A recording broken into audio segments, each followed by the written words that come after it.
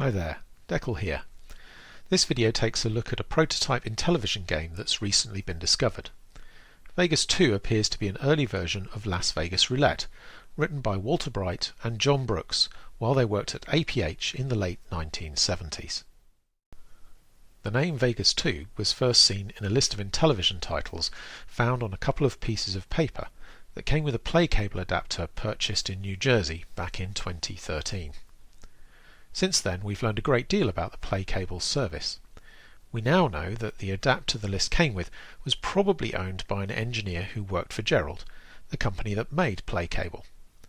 Not only that, but it had been altered to play games from tape, a bit like the StarPath Supercharger, creating what the engineers called play tape.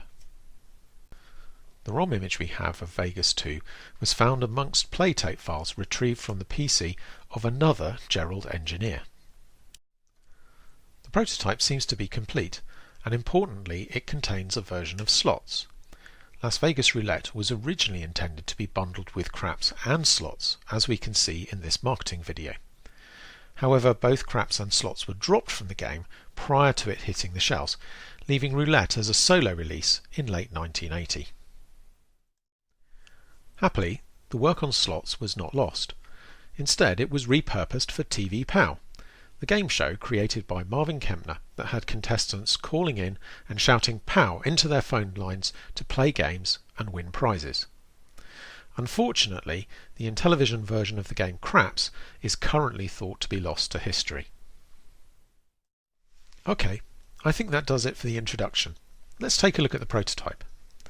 On the left here we have the retail release of Roulette, and we can compare it to the prototype game on the right, which as I mentioned is called Vegas 2.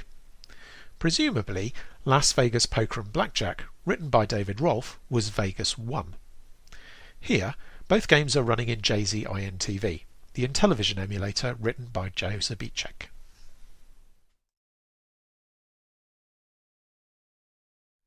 If we tap the disc on both games, we set up play in the same way, entering an initial balance for 1 or 2 players using the numeric keypad.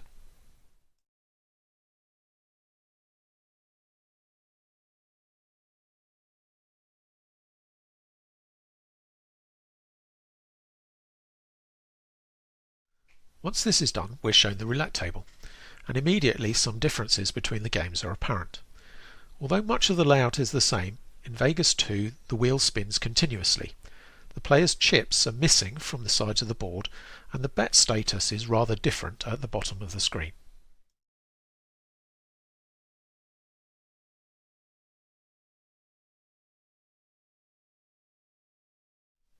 In the original game, you can place up to 3 bets by moving your chips onto the layout with your disc. You then just type in a bet using the numeric keypad and press enter.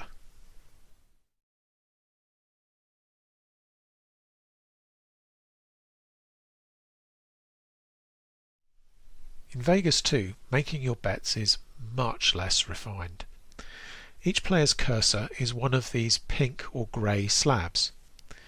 Obviously pink was not a good choice given the colouring of the table. The cursors don't move freely and snap onto a bet in the way they do in the released version of the game. Instead, betting positions are ordered, and pressing up or right advances the cursor to the next bet, whereas pressing down or left moves it back 1 position. This makes placing your bets much more tedious. To try to mitigate this, the keypad can be used to shortcut to specific points on the table. 1 takes you to dozens bets, 2 to column bets, 3 to colour bets, 4 to the 0-0-0 split bet, 5 to line bets, 6 to horizontal bets, 7 to vertical split bets, 8 to street bets, 9 to square bets, and finally 0 to straight bets.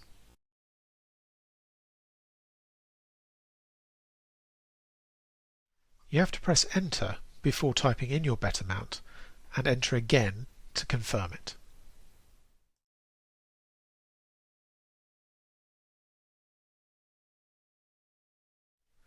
The difference in the bet status lines are now clear. The second number for each player is the total stake on the table. Like the released version of Roulette, pressing either lower action button starts the spin.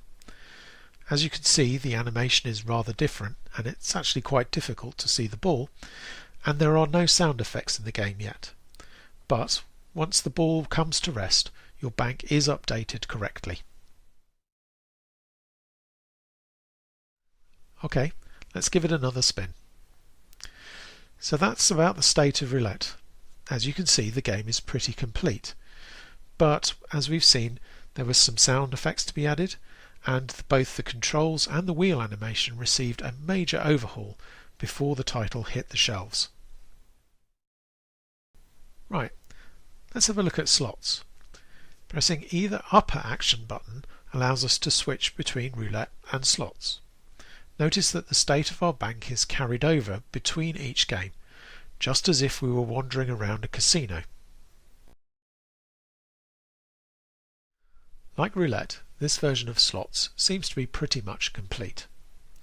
The first thing to understand is that, unlike the TV PAL version of slots, this is purely a game of chance. Once you set the reels spinning, like roulette, you are at the mercy of the casino gods. The reels stop at random, and there is no ability to halt them early. Each of the 3 reels have 6 symbols: cherries, lemons, oranges, melons, sevens and bars. There is always an empty slot on reel 3. This is because the reel symbols are implemented as mobs and we run into the limit of 8 sprites.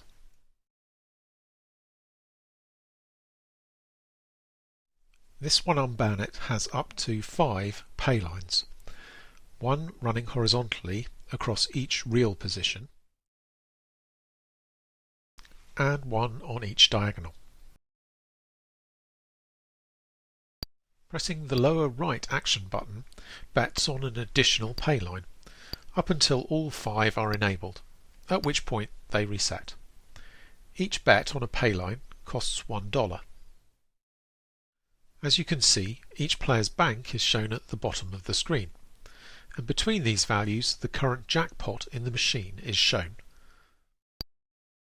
So let's set up 4 pay lines and give the reels a spin by tapping the disc.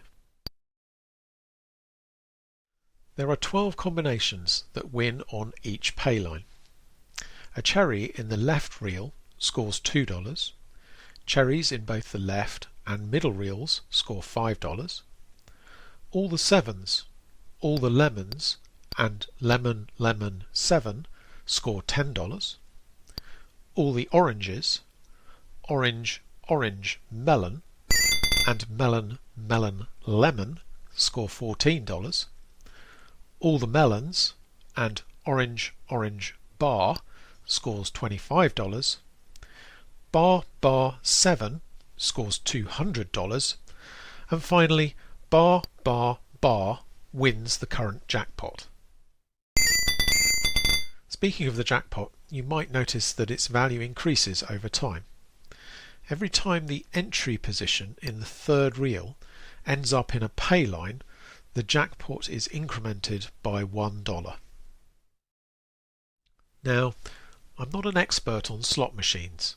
However, a bit of experimentation shows that the return to player, or RTP, is about 75%. So for every $100 that you bet, you should expect to get about $75 back. Interestingly, this doesn't seem to vary much with the number of pay lines that you choose. And this is the problem with slots. There really isn't much gameplay. You choose a number of pay lines and spin the reels. Your choices are really limited to choosing a small number of pay lines, therefore betting smaller amounts, winning infrequently and losing money slowly, or going for a larger number of pay lines, making larger bets, which results in your bank account falling more rapidly, despite winning more often. The variation in win rate is quite significant. With one pay line, you will only win about 12 spins in every 100. But bet on all 5 pay lines and you win about half the time, or 50 spins in every 100. So, like roulette, I don't find this form of slots the most enthralling game. And certainly it's not as interesting to me as the TV POW version with its ability to stop the reels. But perhaps this betrays my lack of interest in games of pure chance, and it might explain why I don't frequent casinos. Anyway, there we go. A brief look at Vegas 2, a prototype version of Las Vegas Roulette and slots for the Intellivision. Until the next one, cheers.